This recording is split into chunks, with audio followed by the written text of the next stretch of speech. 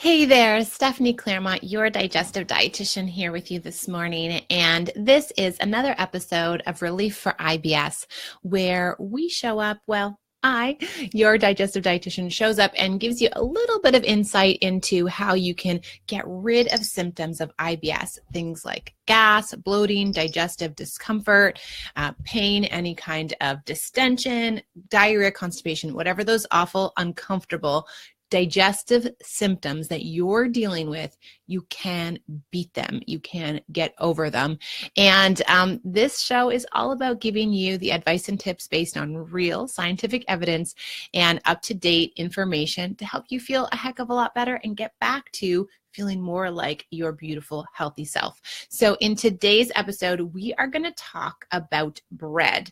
And the question is if I have IBS or any kind of digestive health issue, can I eat bread?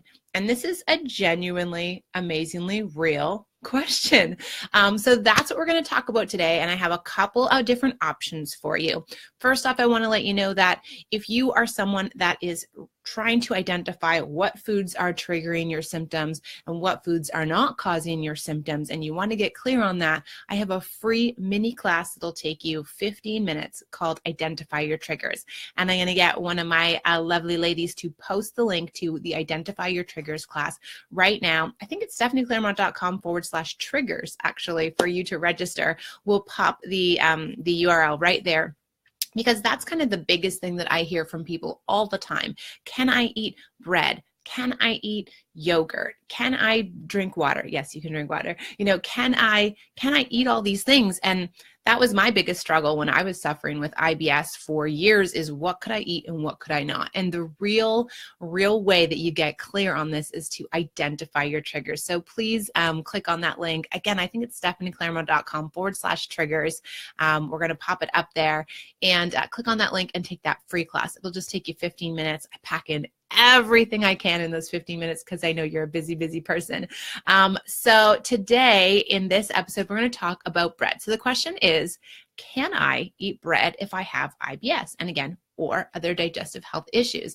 And the answer is maybe. No, I think the answer is yes. It just depends on, one, your triggers, and that's why I want to give you that link so you can identify your triggers. But also, it depends on your, food restrictions, your food intolerance, your food allergies, and the type of bread you choose. So let's talk about a couple of new breads that have come out into the world. And I want to mention that we got a report in September that a company called Baker's Delight that comes out of Australia, their products are available in apparently over 700 locations around the world, and that includes the US, Canada, and New Zealand, and Australia. So those of you that are here in North America with me, we should be able to find and get access to this Baker's Delight bread. And so they just came out with a new bread that is low in FODMAPs and is FODMAP friendly certified. So that is one of the labs in Australia that tests foods for FODMAP. So if you are on the low FODMAP diet in the elimination phase, which remember only lasts about 4 to 6 weeks, then you have to add FODMAPs back. Or if you're in that challenge or reintroduction phase where you're having a small amount of FODMAPs, this kind of a low in FODMAP bread can really help you. Now, if you're not familiar of this low FODMAP diet or what FODMAPs are, they're poorly digested sugars that aren't really broken down well by our bodies. So for most of us with IBS, we need to minimize them. And you go through a process of eliminating FODMAPs and then adding them back in to figure out exactly how much you can tolerate. But that said, something that's low in FODMAPs can really help you because then you can get a little bit of FODMAPs in other foods, especially with bread. There's so many hidden ingredients that can trigger our symptoms. So this particular bread, I don't have the entire ingredient list in front of me, but it is a whole grain, low FODMAP loaf of bread, okay? And it is not a gluten-free bread. It's wheat-based, but they were able to remove most of the fermentable sugars, okay? And then we have another company called, what is it called? Char. S-C-H-A-R, sometimes I can't pronounce things, which is a gluten-free company out of Italy. And I just found their little buns at a grocery store close to me, and I'm just outside of Toronto here in Canada. And they're really good. They do a great gluten-free bread product, and they just had their pizza base certified by Monash University that it is low in FODMAPs. And this is actually a wheat-free, lactose-free, free of milk, eggs, and preservatives bread pizza base with rice flour, potato starch, and cornstarch. And if you see Char on the shelves, I totally would grab this and give it a try. So this is really interesting, right, guys? Because we have Char, which is a gluten-free brand that's been certified low in FODMAPs. And then we have the other company that has wheat in it certified low in FODMAPs. So that makes it a little tricky, right? Because you might be asking, am I wheat-free? Am I gluten-free? What am I free of? And this is the thing with digestive health issues and IBS. We are all unique and different. And what works for me might not work for you. And what works for you might not work for me or anybody else. So it's really important that you get clear on what works for your body. Now, the answer to, can I eat bread if I have IBS? The answer is absolutely yes. But let's talk about a couple of things. One, is FODMAPs something that you're intolerant to? And if so, there are some low FODMAP food choices which are great for you.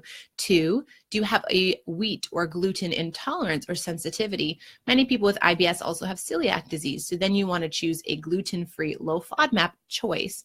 And three, how does processed food affect our bodies and us? You know, this is a big question that sometimes we don't want to hear because quick and easy solutions like bread kind of fit into our day and are easier than baking our own bread or some of the other things that kind of float into our heads. But, you know, over the 6 years I've been working with clients and, you know, in my own health with IBS, what I've really noticed is that processed food, that means anything in a bag or a box or a package, anything like that, can still trigger symptoms. So I would recommend to you that you still be really mindful of what you're putting in your body, even if it's certified low FODMAP, even if it's a gluten-free choice, you know, whatever your food intolerances or avoidances are in order to keep yourself healthy and well, you still be mindful of anything in a package. Over the years, we've gotten more and more gluten-free products, and now we're getting more and more low FODMAP products on the shelves.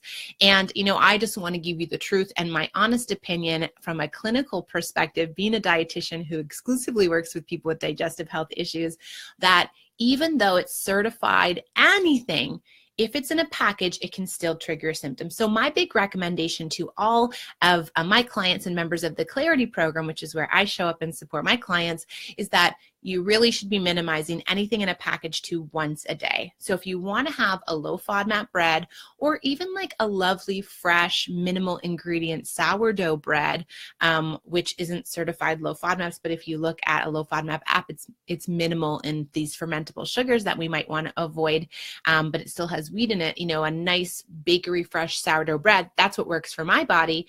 You know, it's kind of that fresh bread baked that day or the day before. You know, that kind of a product can fit into your day, but it might be just once a day, right? So maybe you have toast for breakfast, or here in my house, I like to have oatmeal for breakfast. It's a nice, safe, clean breakfast for me, a little bit of pecans, a little bit of oatmeal. I put a little cinnamon in there. And that's a nice, safe breakfast for me. And then at lunch, I usually have bread. So I might have a sandwich. Yesterday, I had like a salmon salad sandwich, or sometimes I put like toast on my salad or something like that. And so that bread kind of pops into my day once, but in the morning, you know, you have oats. In the afternoon, maybe you have that bread. Maybe for dinner, you have a little bit of, you know, roasted sweet potato or squash or parsnips, like a starchy vegetable, or you might have a little bit of quinoa or rice, something different. You know, we're getting a variety of different things in our diet to give us the nutrients we need, and also to minimize that packaged food as well. So that's what I would recommend to you. You absolutely can still enjoy a sandwich, hooray, because sandwiches are delicious. But really be mindful of the kind of bread that can work for your body. It could be just a fresh sourdough bread. You could be able to have a little bit of white wheat bread, you know, or you might even be able to tolerate some multigrain breads. Or you might be opting for a low FODMAP choice like these companies are producing for us. But it's completely comes down to clearly identifying your triggers. So you can click on the link here that we've posted in the the sidebar there in the comments. Let me just check. Yeah, it's right there.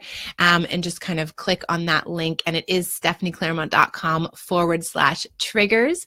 And you can take that class for free and just really get clear on, what foods you can tolerate and what you can't. And if you need any more help from me, my friend, I run the Clarity program. We are opening up the doors to the wait list Friday, actually. So if you're someone that's ready to work with a dietitian, you want that extra support, and you want a step-by-step plan to get you through, the phase where you can get relief to your symptoms, and then through the next phases where you can get clear on your triggers and understand how you can eat, then I'm here to serve and support you. You can click on that link and sign up for the wait list for our program, which opens up just to the wait list on Friday, and we'll be taking new clients into the program. If you have any questions about bread or anything we talked about today, please post your question in the comment. I always come in and check your questions and answer them later today and, throughout the days.